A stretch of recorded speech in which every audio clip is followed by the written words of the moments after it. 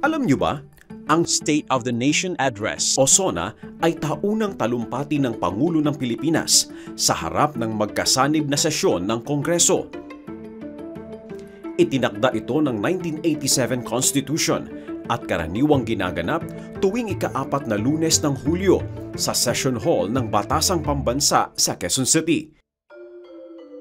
Layunin itong ipabatid sa sambayanan ang kalagayang panlipunan, pampolitika at pang-ekonomiya ng bansa.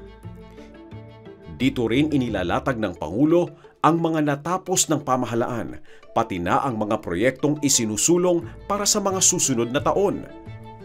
Sa SONA, tinitingnan din ng Pangulo ang mga hamon sa loob ng bansa at sa pandaigdigang larangan at ginagamit ang pagkakataong ito para ilatag ang mga plano hanggang sa huling bahagi ng kanyang termino.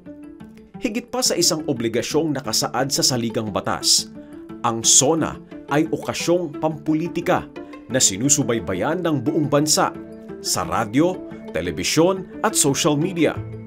Isa itong paalala na ang Pangulo ay nananagot sa taong bayan at tungkulin ng bawat mamamayan na makinig, magsuri at makialam. Mabuhay ang bagong Pilipinas!